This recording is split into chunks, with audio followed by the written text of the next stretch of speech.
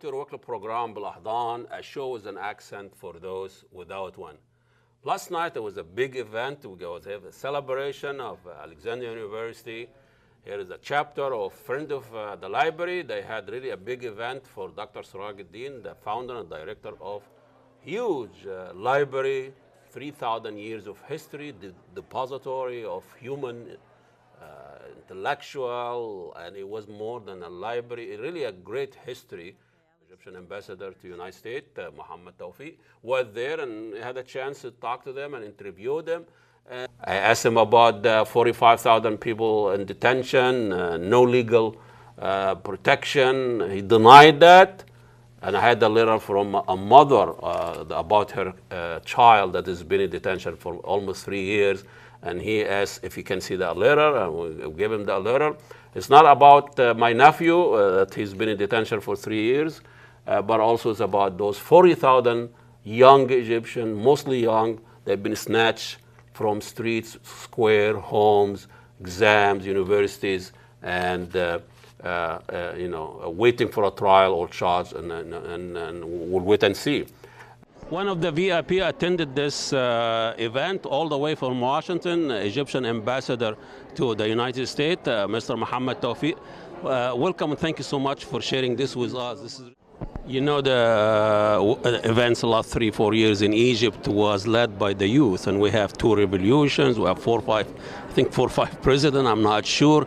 But your role as an ambassador, you've been doing this for a long time. Tell us a little bit if anything changed in the last 3-4 years. Well, many things have changed in the last 3 or 4 years. And it's a profound change. It's a change in the way people do things, the way people think. But for me as an ambassador, I am the proud ambassador representing a great nation. And that is something that will never change. Speech, and this is the last question. You talked about fighting extremism and with violence, with violence and force is not enough. We need to fight ideas with ideas. Could you elaborate a little bit about this? Well, basically, some of these young people who are committing these terrible acts, they have been seduced by an ideology, destructive and dangerous ideology, and you need to confront that at the ideological level.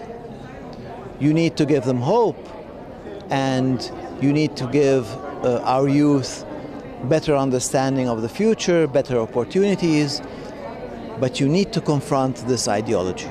And without doing that, all the efforts at the level of law enforcement, of counterterrorism, will not be enough. Any message for Egyptian Americans living in the United States? I don't know how many, 3 million or so. Some of the news coming from Egypt not really very flattering for us. Somebody not, scary stuff here and there. How you assure Egyptian Americans about their country to get back and try to support this country in a time like this? First of all, I want to tell all Egyptian Americans, I'm proud of you. You're a great community, you're an asset to the United States, but you're also a great asset to Egypt. And you're a bridge between our 2 nations.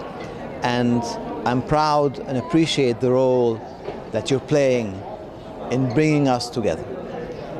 Egypt is doing fine, Egypt is on the right track.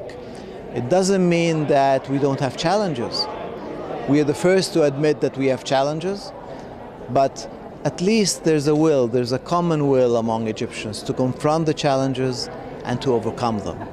And this is the way to the future, and we are going to overcome the different and negative tendencies that are around us in the region, and we are going to help the rest of the region towards a more stable, a more secure, and a more free future. I don't want to put you on the spot, but I just got a letter today from a mother in Egypt that her kid, 17 years old, was snatched from a Nahda, that square, and he hasn't been put on trial. There's a lot of people about it. Somebody say 30,000, 40,000 people. They haven't been really put on trial or got the due process. That's a scary stuff for a lot of Egyptian American that they have family back home. Any assurance about those young Egyptians, they are just in limbo there, and they really not been on trial, they're not been sentenced, and they've been in detention for almost 3 years now. Well, I've read some of the press reports about these cases, and we have investigated these cases in Egypt, and we have not found that there's anyone who is arrested without a trial. Anyone who is arrested in Egypt is arrested due to a court order, and they will have their day in court, and if they're sentenced, they will have the right to appeal. 3 years is a long time to wait for a sentence. I'm sure that the report you're talking about is imprecise. It is not possible for someone to be arrested for 3 years without going on trial. He must be on trial, and I'm very glad to get that person's name, and I will get back to you with some of the details.